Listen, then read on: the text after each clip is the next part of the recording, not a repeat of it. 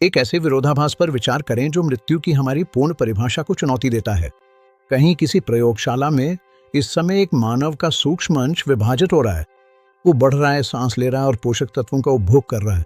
अगर आप आज दुनिया भर में मौजूद इन विशिष्ट कोशिकाओं को इकट्ठा करें तो इनका वजन 20 मीट्रिक टन से भी अधिक होगा। सामूहिक रूप से ये 20वीं सदी के साम्राज्यों से भी अधिक समय तक जीवित रहती हैं। फिर भी जिन महिला की ये कोशिकाएं थी, उनकी मृत्यु 1951 की शरद ऋतु में हो गई थी।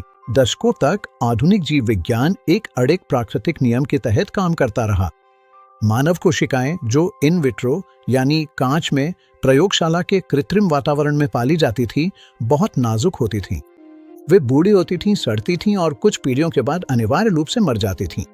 विज्ञान जैविक समाप्ति के एक चक्र में फंसा हुआ था। लेकिन फिर एक ऐसा नमूना आया जिसने सारे नियम तोड़ दिए। एक ऐसा नमूना जिसने जैविक अमरता की स्थिति प्राप्त कर ली। चिकित्सा विज्ञान हमेशा के लिए बदल गया, लेकिन इस चमत्कार के पीछे जो महिला थी उसे पूरी तरह भुला दिया गया। ये उनकी कहानी है। प्रयोगशाला में कोड नाम बनने से पहले वो एक माँ, एक पत्नी और वर्जीनिया की मिट्टी की बेटी थी। उनका नाम था हेनरिएटा लैक्स। 1920 में लॉरेटा प्लेजेंट के रूप में जन्मी। उन्हें उनके दादा ने एक लकड़ी की झोपड़ी में पाला था। उन्होंने अपनी युवावस्था दक्षिण की कड़ी धूप में तंबाकू की खेती करते हुए बिताई और अंततः युद्ध के बाद के औद्योगिक उछाल में अपना हिस्सा खोजने के लिए बाल्टीमोर उत्तर की ओर चली गईं। 1951 की शुरुआत में हेनरिएटा ने अपनी कोख में एक गंभीर गांठ महसूस की। वो जॉन्स हॉपकिंस अस्पताल गईं, जो जिम क्रो के दौरान अफ्रीकी अमेरिकी मरीजों का इलाज करने वाला एकमात्र बड़ा चिकित्सा केंद्र था। वहां डॉक्टर हॉवर्ड जोन्स ने एक बड़ा गहरे बैंगनी रंग का घातक ट्यूमर खोजा। हेनरिएटा को आक्रामक गर्भाशय ग्रीवा के कैंसर का निदान हुआ। उनका इलाज उस समय की कठोर मानक प्रक्रिया थी, जिसमें रेडियोधर्मी रेडियम की ट्यूबें सीधे उनकी गर्भाशय ग्रीवा से बांध दी जाती थीं। जब वो बेहोश थीं तो इलाज करने वाले डॉक्टर ने उनकी गर्भाशय ग्रीवा से 2 छोटे ऊतक के नमूने लिए। सबसे महत्वपूर्ण बात यह थी कि यह सब हेनरिएटा की जानकारी और उनकी सहमति के बिना किया गया। 1951 में ये आम प्रथा थी।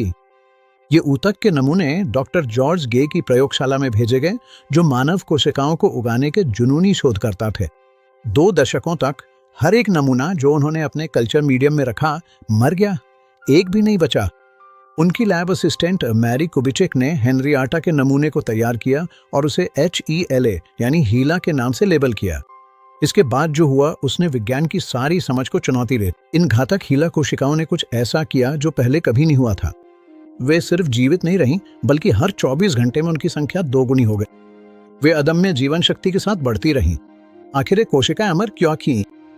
सामान्य कोशिकाओं में सुरक्षा देने वाली टोपी जैसी संरचनाएं, जिन्हें टेलोमियर कहा जाता है, हर बार कोशिका विभाजन के साथ छोटी होती जाती हैं। लेकिन हेनरिएटा की कोशिकाएं एक अत्यधिक सक्रिय एंजाइम, जिसे टेलोमेरेज कहा जाता है, का उपयोग करके अपनी टोपी को लगातार फिर से बनाती रहीं।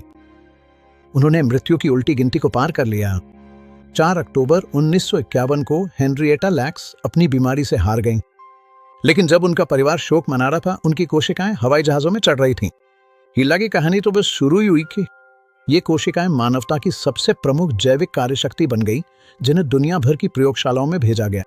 1952 में जोनास साल्क ने पहली सफल पोलियो वैक्सीन का परीक्षण और सुधार करने के लिए बड़े पैमाने पर उत्पादित हीला कोशिकाओं का उपयोग किया।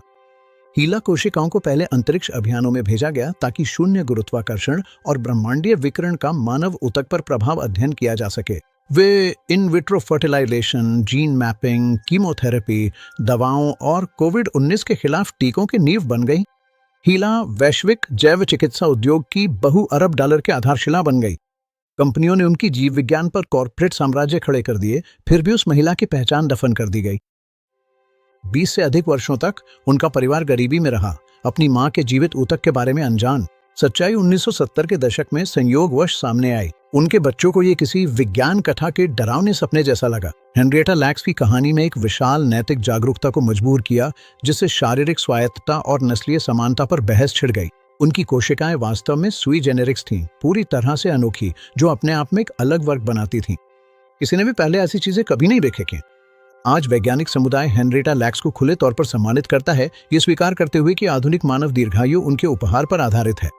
उनकी जीव विज्ञान की शाश्वत प्रक्रिया के माध्यम से उन्होंने न केवल दुनिया को बचाया, बल्कि वो आज भी इसमें जीवित हैं।